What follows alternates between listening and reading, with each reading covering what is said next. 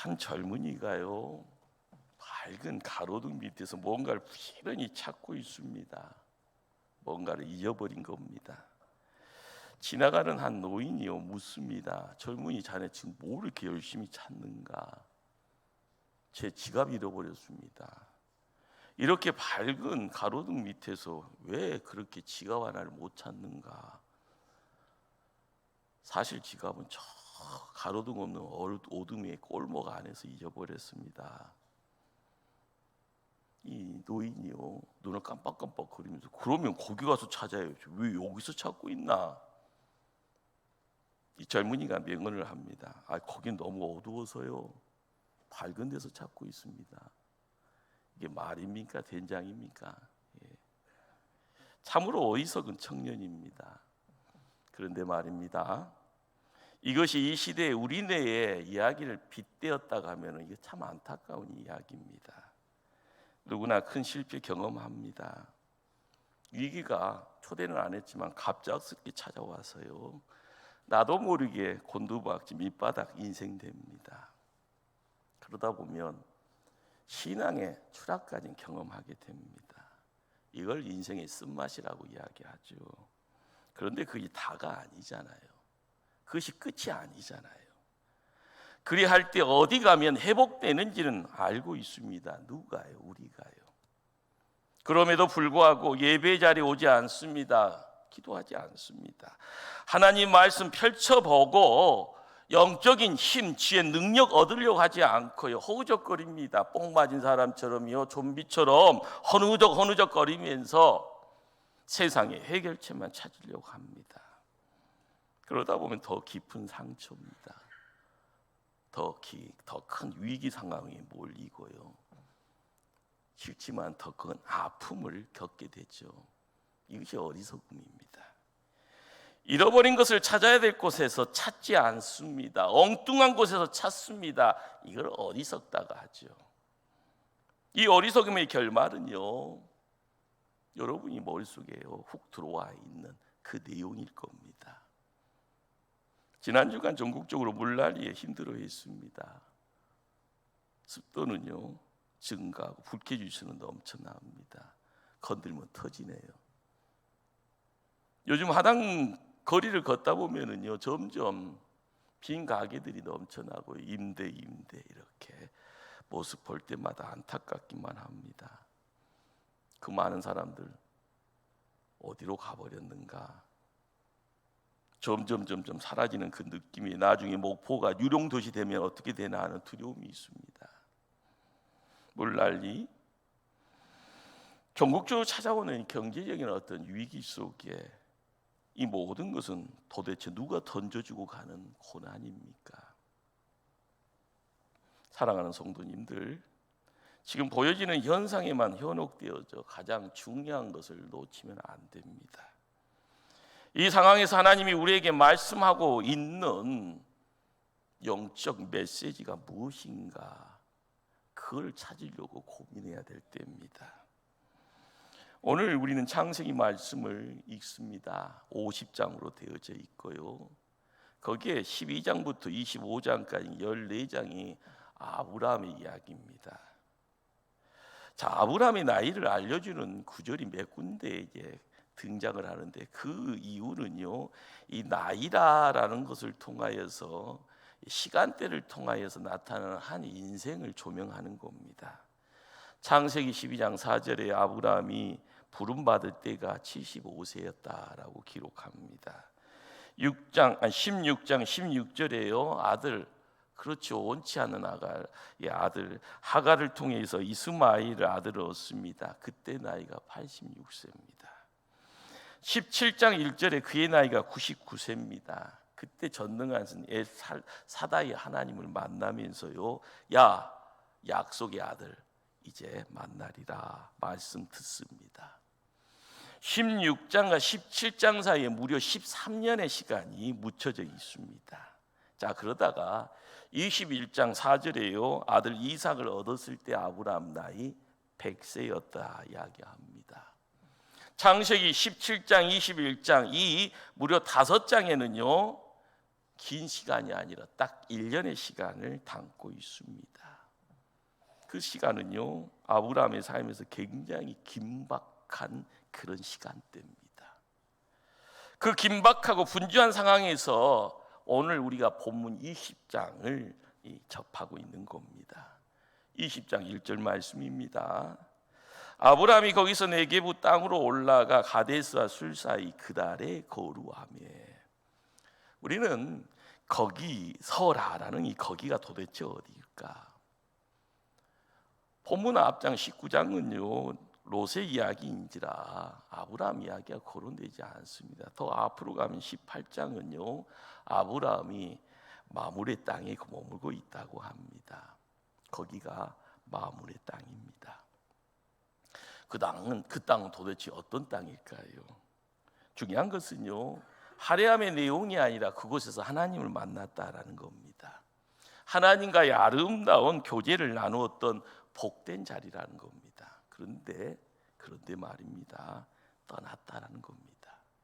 떠난 이유가 어쩌면 소돔과 고모라라는 어떻게 보면 문명의 최첨단입니다. 제일 잘 나가는 사람들만 모여 있는 거고요. 질기세 으쭐거릴 수 있는 그런 장소죠. 그런데 하나님께서 요한과 불로 그곳을요 심판하였다.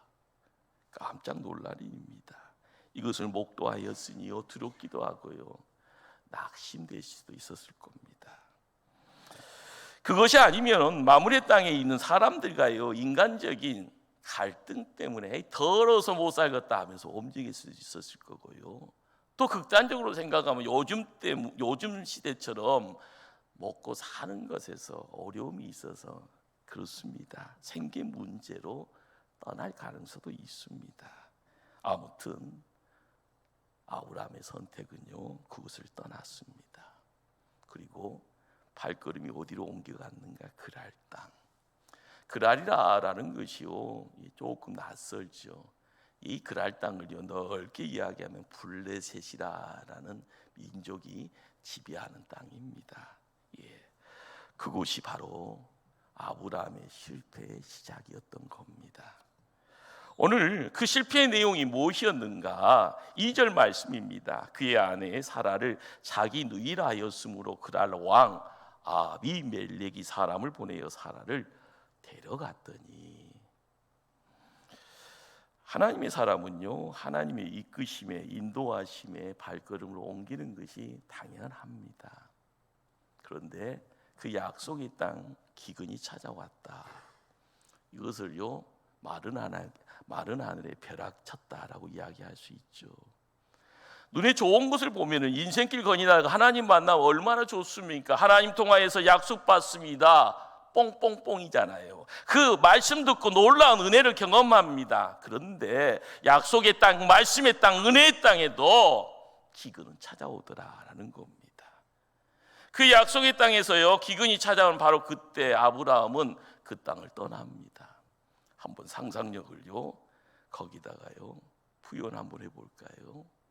땅을 떠나는 이유가요 그냥 막연히 떠났을까요? 감정적으로요 나의 속사람의 울림이 있어서 아이고 하나님 나하고 별 볼 일 없네, 말씀 읽어가는 것 별 것도 없네, 제단 쌓는 가운데 하나님 복 주셨다는데 이제는 제단 쌓아도 아무런 일 없네. 그렇습니다. 떠났다는 겁니다.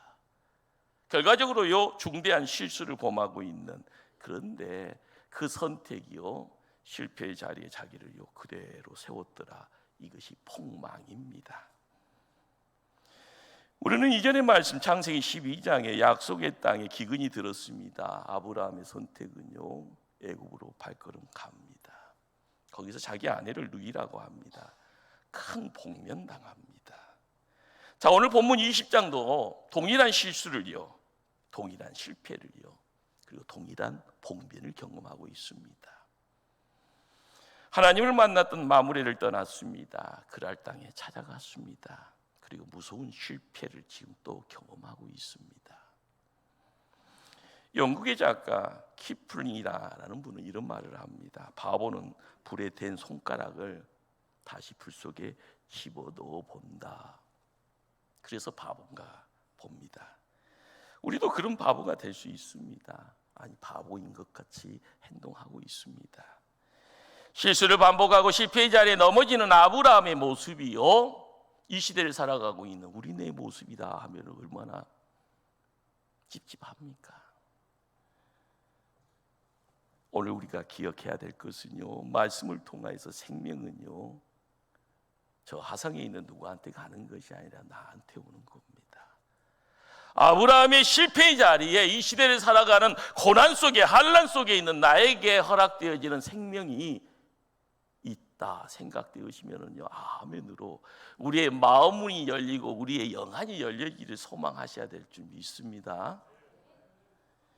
24년 전 아브라함은 남자로서의 수치로운 실수를 저질렀습니다. 24년의 시간이 흘러갑니다. 많은 영적인 경험, 인생의 연륜이 풍부해졌습니다. 그럼에도 불구하고 동일한 실수를 범하고 있는 아브라함입니다. 신앙의 연륜 훈장일 뿐인가 봅니다. 인생의 연조 아무 소용이 없습니다. 공부 많이 한 사람도 실수합니다. 허다한 시련 겪으면서 허락되어진 그 경험치 가지고도요, 사람은 또 실수합니다. 또 실패합니다. 그 불구덩이에 손을 얹고 온몸에 온 식구가 함께 들어가서요, 여기가 좋사오니, 그렇습니다. 순간적으로는요 마치 되어진 인생이면 그것이 따뜻할 수 있지만 그것이 지옥의 앞마당이면 죽습니다. 소돔과 고모라의 멸망을 통하여서 뭘 보았을까요? 무수한 사람들이 살려달라는 그 예침에, 그 부르짖음 앞에요 눈 닫고 귀 닫고 있었습니까? 아닐 겁니다. 그러나 그 불구덩이에 들어가고 있는 소경 같은 우리네 모습, 참으로 안타까운 일입니다. 인간은 수시로 실수를 반복합니다. 그때마다 우리 하나님이요, 야 이놈들아 너희들 폐기 처분할란다, 끔찍합니다. 야 너희들이 실수한 만큼 형벌이다, 심판이다, 이렇게 판정받으면 얼마나 두렵습니까? 우리 하나님은요 찾아오셔서요 일으켜 세우시고 회복시켜 주십니다.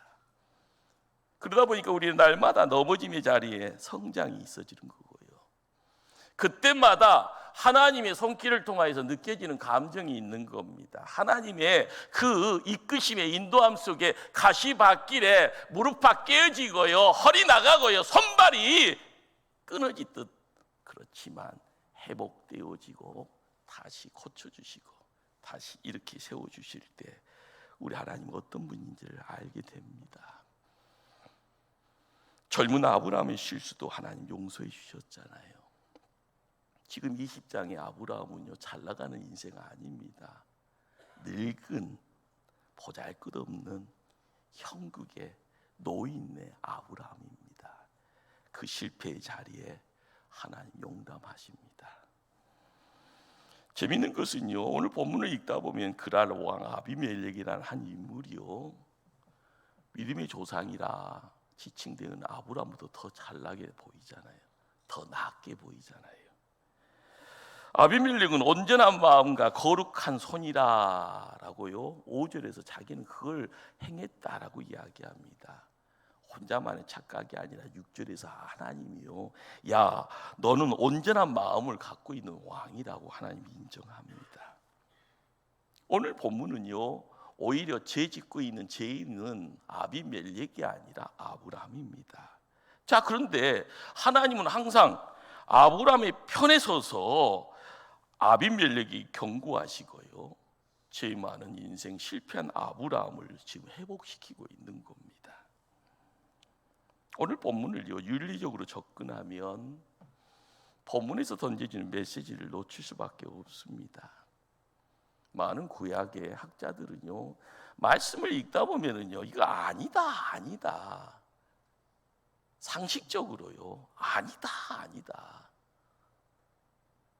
그렇죠, 상식으로는 안 되는데, 그냥 이성적으로 보면은 이게 인정할 수가 없는데, 오늘 본문은 누가 옳고 그르냐, 누구의 성품이 더 좋냐 하는 윤리적 잣대 들고 접근하면 어느 누구도 하나님의 음성 들을 수가 없습니다.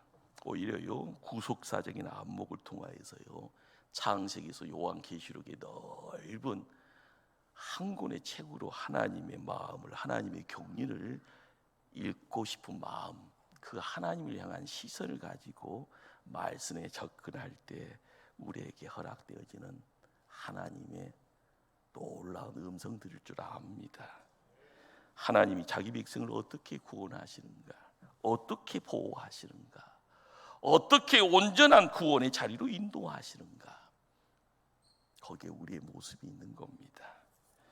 그러기에 구약 성경에 폰나트라라는 학자가요 이런 이야기를 해줍니다. 자기 백성들을 구원하기 위해서 하나님은 언제나 역사 속에 간섭하시고 개입하신다. 구약학자 베스트만은요 이런 이야기를 또 해주죠. 인간은 많은 약점, 허물, 실수를 저지름에도 불구하고 한 번 구원하시기로 한 당신의 백성은 하나님 반드시 구원하시더라라는 겁니다. 그렇습니다. 우리 하나님은요 인생에요 아름다운 청사진, 역사의 경륜을 이루기 위해서요 못난 인생의 그 시간대에 찾아오십니다. 그리고 간섭하십니다. 실수하는 아브라함을 회복하기 위해서 우리 하나님 어떻게 간섭하시고 찾아오셨는가요? 3절 말씀입니다. 그 밤에 하나님이 아비멜렉이 현몽하시고 그에게 이르시되 내가 데려간 이 여인으로 말미암아 내가 죽으리니 그는 남편이 있는 여자임이라. 그 밤입니다. 어떻게 보면은요 부정간사 어느 시점의 날이 아니라 정간서로 찍었습니다. 그 밤에 정확하게요 신속하게요 찾아오셨다라는 거지요. 당신들의 백성의 아픔의 현장에요 시간 정해놓고요 신속하게 찾아오신 겁니다. 우리도 하나님의 손이 필요할 때가 있잖아요. 하나님의 은혜가 진실로 필요할 때가 있잖아요.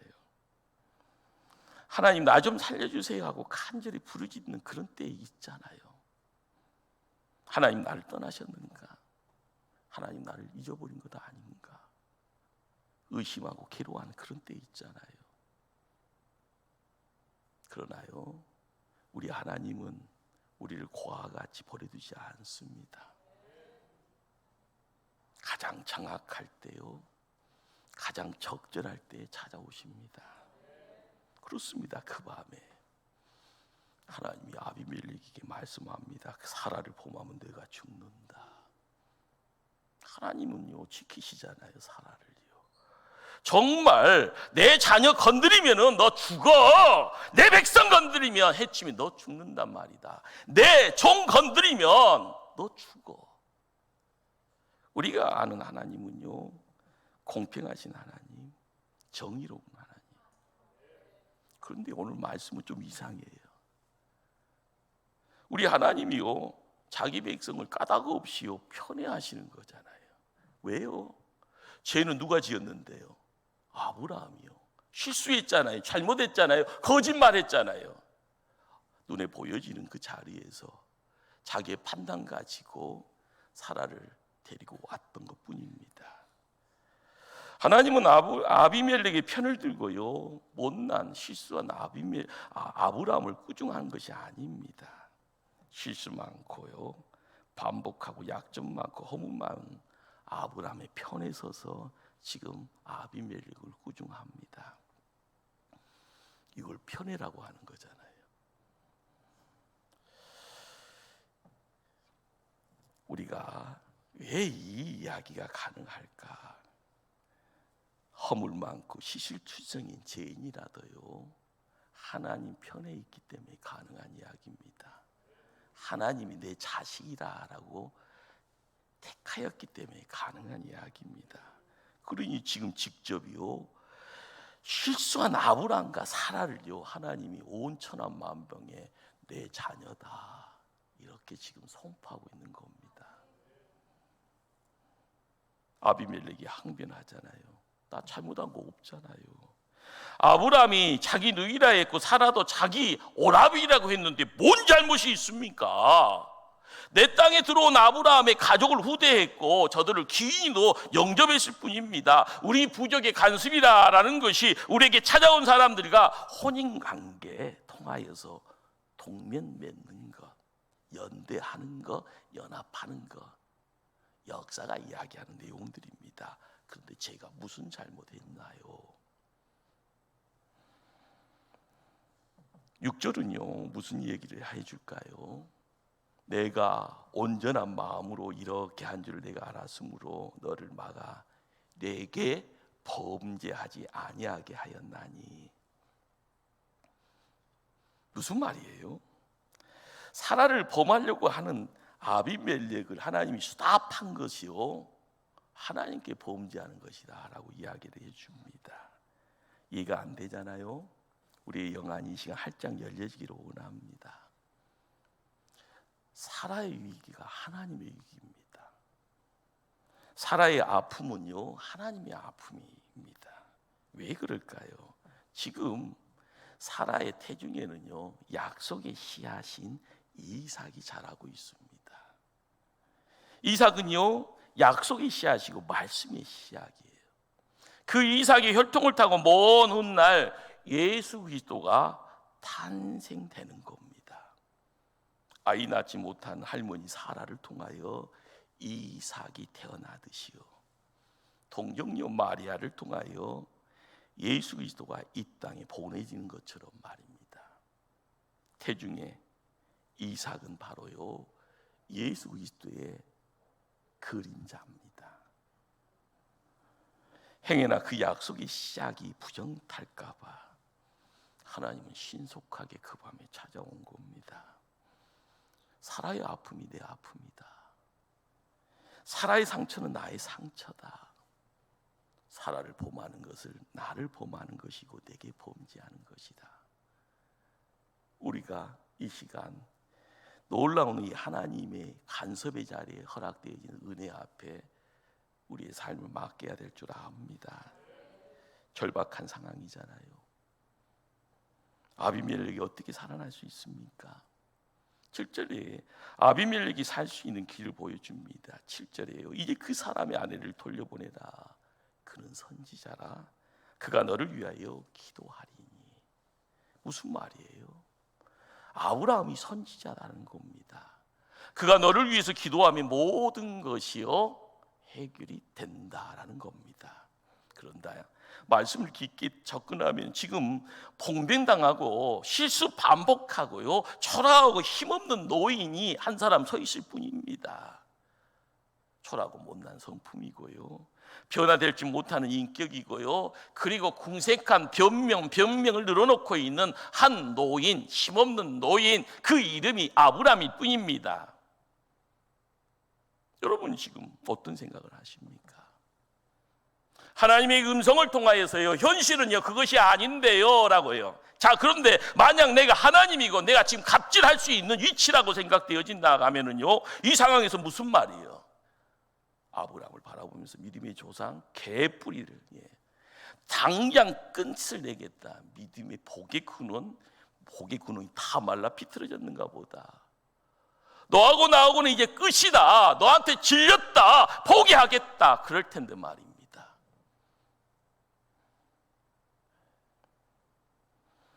아비멜렉이 말합니다. 왜 내게 거짓말했어? 내가 이렇게 곤욕치르게 됐는데 왜 나한테 거짓말했어? 아비멜렉이 항변하잖아요. 아브라함이요 남자답게 손 내밀고 용서해 주세요. 내가 이것밖에 안 됩니다. 죽을 죄를 졌습니다.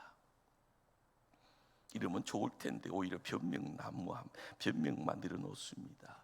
아브라함의 첫 번째 변명이 뭔가 하면은요 이 나라는 하나님을 두려워한 사람이 없어서 언제 칼 들고 나를 죽일 사람이 등장할까 두려워서 내가 그렇습니다. 예부 환경이 아닌 아브라함 본인 자신이 사람을 무서워하고요 환경을 무서워했건만 가짜 뉴스를 양성하고 있건만 그 이야기가 진짜인 것처럼 이야기합니다. 두 번째 변명이 뭔가요? 내 아내는 이복 누이요 사촌 여동생입니다. 결혼해서 아내지만 실제로 여동생 맞습니다. 얼마나 궁색한 변명입니까? 세 번째 변명은요, 한 걸음 더 나가 우리는 양치는 목동이요. 그러다 보니까 이곳저곳 다니니 뭐 문제 있을 때마다 사람들한테 오라버니 누이하자고 했습니다. 누가요? 사라가 먼저요. 그래서 나는 지금 그 약속 지킬 뿐이요 라고 이야기하고 있습니다. 지금 한 사람 아브라함의 잘못으로 인해서 얼마나 큰 문제가 야기됩니까? 별것 아닌 것처럼 보입니까? 시작은 미약하지만 소용돌이 치는 그 자리에 블랙홀이 되어지면 다 빨려갑니다. 우리는요, 하나님의 복동무리로 이 세상을 살고 있습니다. 따라서 할까요? 나는 하나님의 복덩어리입니다. 아멘. 우리가 잘못 판단하고요, 잘못 말하고요, 잘못 행동하면은요, 주변 사람들이 어려움을 겪습니다. 나중에는요, 나를 통하여 재앙이 찾아올 수도 있는 겁니다. 아브라함의 잘못된 선택은요, 성숙지 못한 신앙에서 시작됩니다. 하나님의 약속의 씨앗이 바로 이삭이 사라질 뻔했습니다. 믿음의 가정, 그 가정이 파탄할 뻔했습니다. 정직과 겸손을 가지고 그랄 땅을 지켜가는 아비멜렉에게도 큰 재난이 찾아올 뻔했습니다. 우리가 알아가야 될 것은요, 나는 별 볼 일이 없다 있다 해서 별 볼 일이 있습니다. 왜요? 하나님의 편에 있기에요. 하나님의 사람이기에요. 하나님의 복덩어리기에요. 지금 나라가 어렵습니다. 어떻게 해야 됩니까? 교회가 어떤 위치에 있어야 됩니까? 중요한 것은요, 교회가 바로 서면은요, 이 나라 이 민족이 바로 섭니다. 교회가 깨끗해지려고 정풍 뭔가를 예측하면은요, 변화가 있어집니다. 세상 사람 잘못했고요, 정치인들 잘못했고, 기업인들이 잘못 살았으니까 이 나라에 위기 찾아왔다고요, 그렇게 큰 소리 치지 마십시다. 교회가요, 기도해야 되건만, 하나님의 사람인 교회가 모여서 기도해야 되지만 잘못된 선택이 자리에 있기에 지금 이 나라 이 민족이 절대절명의 위기 상황에 있다라는 것이요, 팩트입니다. 지금 하나님은요, 믿음의 성도가 어떻게 살 것인가, 어떻게 기도의 자리를 지킬 것인가에 대해 관심이 있습니다.